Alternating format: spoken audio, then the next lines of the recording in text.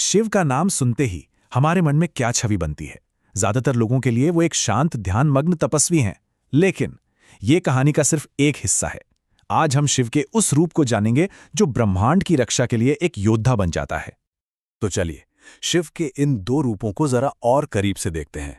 एक तरफ तो है वो शिव जो कैलाश पर शांत समाधि में लीन है, लेकिन दूसरी तरफ है वो शिव जो धर्म की रक्षा के लिए एक प्रचंड रूप धारण कर लेते हैं।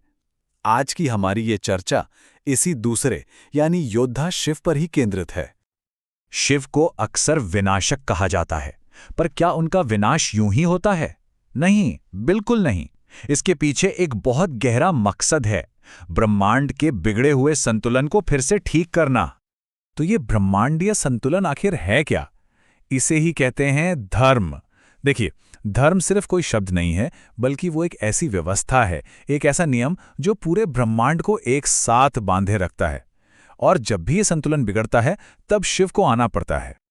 तो सबसे जरूरी बात यहां यह है कि शिव का विनाश असल में एक नए सृजन के लिए होता है। ये ठीक वैसा ही है जैसे शरीर में फैले जहर को खत्म करना जरूरी होता है। ये धर्म को बचाने के लिए एक तरह का कॉस्मिक रीसेट बटन है। चलिए इस बात को एक कहानी से समझते हैं। ये कथा है अंधकासुर के साथ हुई युद्ध की, जो शिव की रक्षा करने वाली शक्ति का एक बहुत ही अच्छा उदाहरण है। अंधक एक ऐसा असुर था जिसका जन्म हुआ था अंधकार से और खुद शिव के पसीने से। और सबसे दिलचस्प बात जानते हैं क्या है? कि इस अंधकार का स्रोत भी कहीं ना कहीं शिव से ही जुड़ा था, जो इस कहानी को एक बहुत गहरा मतलब देता है। तो हुआ ये कि अंधक इतना शक्तिशाली हो गया कि उसने पूरे ब्रह्मांड को जीतने और देवी पार्वती का अपहरण करने की सोच ली। ये देखकर शिव का क्रोध जागा और उन्होंने उसे एक भयंकर युद्ध के लिए ललकारा, और आखिर में अपने दिव्य त्रिशूल से शिव ने अंधक को हराया और उस अंधकार पर विजय पाई। तो इस कहानी से हमें क्या सीख मिलती है? यही कि ज्ञान को अज्ञान पर जीत हासिल करनी ही होगी, भले ही वो अंधकार किसी दिव्य स्रोत से ही क्यों ना आया हो।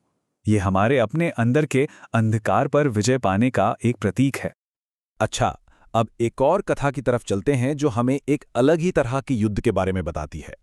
ये कहानी है त्रिपुरा के विनाश की, जो सिर्फ एक युद्ध नहीं बल्कि भ्रम और माया के खिलाफ एक लड़ाई थी। त्रिपुरासुर नाम के 3 बहुत शक्तिशाली असुर थे। उन्होंने आकाश में झूठ, अहंकार और भ्रम के 3 मजबूत शहर बना लिए थे। सोचिए, ये सिर्फ शहर नहीं थे, बल्कि पूरे ब्रह्मांड में फैले एक बहुत बड़े धोखे और आतंक का प्रतीक थे। इन असुरों ने अपने इन किलों जैसे शहरों से हर तरफ आतंक मचा दिया था। तब सभी देवताओं ने मिलकर शिव से प्रार्थना की कि वो सत्य पर आए इस संकट को दूर करें। और शिव ने क्या किया? उन्होंने सिर्फ एक दिव्य बाण चलाया, जिसने एक ही पल में उन तीनों शहरों को भस्म कर दिया। जरा सोचिए इस बात को, सिर्फ एक बाण और भ्रम के बने 3-3 शहर पलक झपकते ही राख। ये दिखाता है कि सच की एक किरण भी झूठ के कितने ही बड़े साम्राज्य को तबाह कर सकती है। और इस कहानी का गहरा मतलब यही है कि दिव्य सत्य के रास्ते पर चलने के लिए अपने झूठे अहंकार को पूरी तरह से खत्म करना बहुत जरूरी है। उन शहरों का विनाश असल में हमारे अपने अंदर के अहंकार के विनाश का ही प्रतीक है। तो अब तक हमने ये प्राचीन कथाएं सुनी। चलिए अब इन्हें आज के समय से जोड़कर देखते हैं, क्योंकि ये बड़े बड़े ब्रह्मांडीय युद्ध असल में हमारे अपने अंदर चलने वाले संघर्षों की ही कहानी है। सबसे बड़ा सवाल तो यही उठता है कि इन लड़ाइयों का आज हमारे लिए क्या मतलब है? क्या ये सिर्फ पौराणिक कहानियां हैं? नहीं, इनमें हमारे जीवन के लिए बहुत गहरे संदेश छिपे हैं। असल में ये पौराणिक असुर कोई और नहीं, बल्कि हमारे अंदर की ही नकारात्मक शक्तियां हैं, जैसे हमारा अहंकार, हमारा अज्ञान, गुस्सा, वासना और अभिमान। ये युद्ध इन्हीं बुराइयों के खिलाफ हमारे अपने संघर्षों को दिखाते हैं।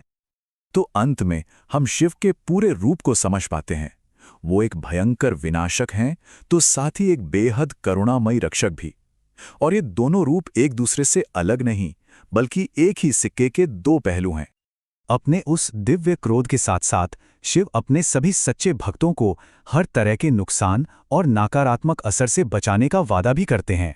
उनका विनाश हमेशा करुणा और सुरक्षा के एक वादे के साथ आता है। ये सब हमें एक आखिरी और बहुत गहरे सवाल पर लाके छोड़ता है। अगर किसी नई और अच्छी शुरुआत के लिए पुरानी चीज़ों का टूटना ज़रूरी है, तो हमारी अपनी ज़िंदगी में वो कौन से भ्रम हैं जिन्हें तोड़ना सबसे ज़्यादा ज़रूरी है?